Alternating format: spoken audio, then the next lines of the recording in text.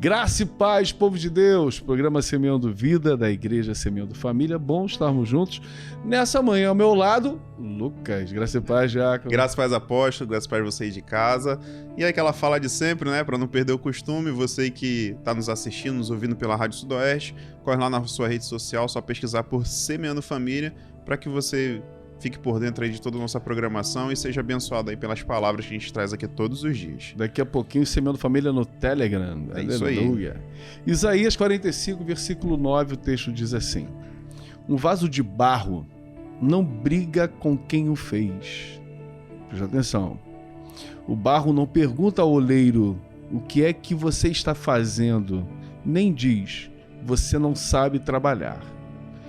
E um filho não se atreve a dizer aos seus pais, por que vocês fizeram com que eu viesse ao mundo? Verso 11.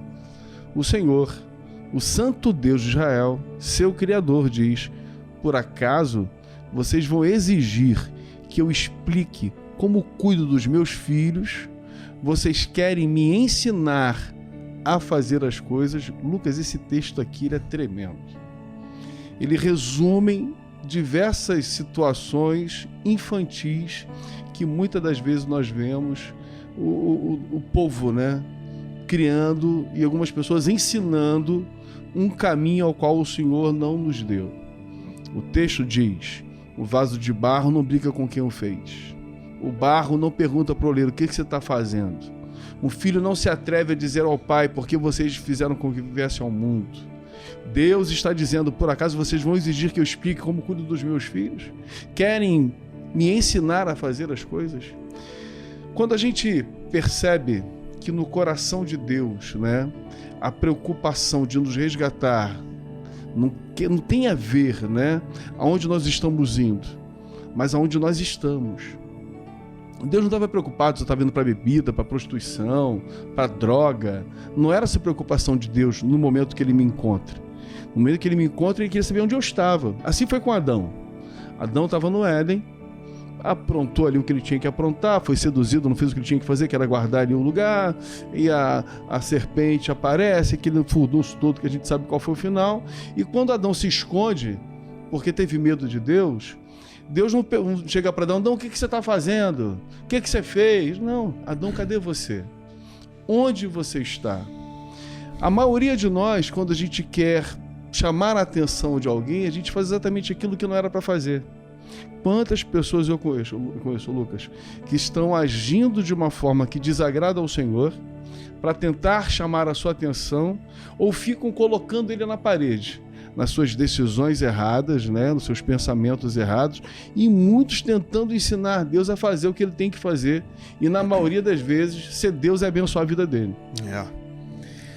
É bem complexo, né, a gente entrar nesse tipo de assunto, mas eu acho que o principal de tudo aí é quem você está ouvindo, né? Porque ali Adão, né, falhou, Eva errou naquele Forte tempo, isso. porque ela deu ouvido à serpente Perfeito. E não ouviu aquilo que Deus tinha, né, dado ali o direcionamento.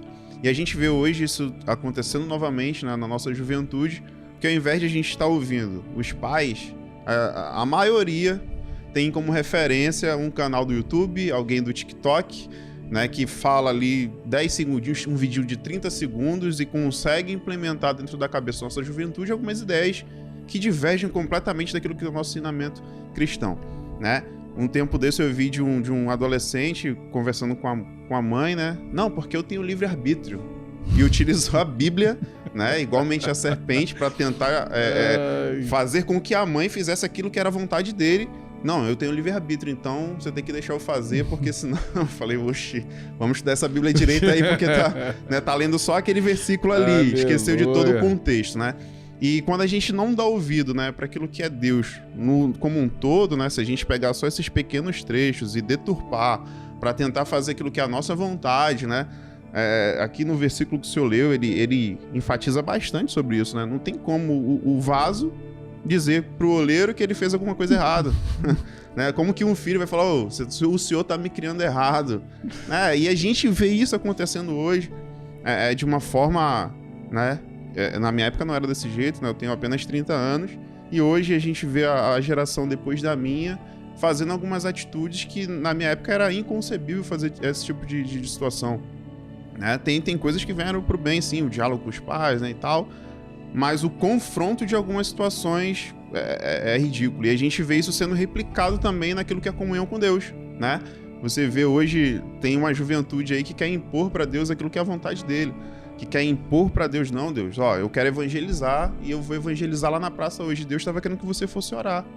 Desse né? jeito. E Deus está falando, olha só, filho, não é a hora de evangelizar, não. Vamos orar aqui primeiro que a gente precisa ajustar algumas coisas. Ou ao contrário, né? É o tempo de você estar lá evangelizando. Pô, mas aqui dentro da igreja tá tão legal. Tem ar-condicionado, tem telão, o som é bacana. Vamos ficar aqui dentro da igreja? E Deus talvez queira que você esteja evangelizando. Se a gente estiver ouvindo realmente a voz de Deus, acredito que a gente vai parar com esses questionamentos que não traz fruto nenhum, né? E vai conseguir acertar o alvo e permanecer nesse caminho certo. Fico imaginando, né, o filho pródigo. O filho pródigo, ele tá na casa do pai e pelo jeito que o pai trata a volta do filho, né, porque o pai não brigou, não bateu, não reclamou, não destituiu, não ficou, o que você fez? Bem feito, quebrou a cara. Não.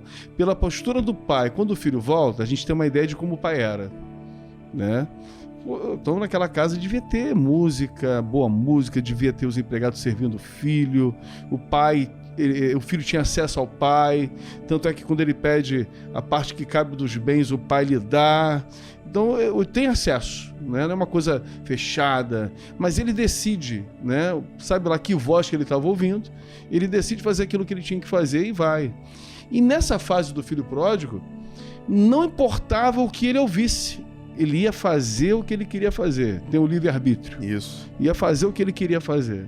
E se alguém aconselhasse, se o pastor falasse, tem pessoas que não vão ouvir o pai, não vão ouvir a mãe, não vão ouvir o pastor, não vão ouvir o líder, não vão ouvir nem Deus. O filho pródigo só conseguiu ouvir Deus quando ele estava onde? No meio do porco.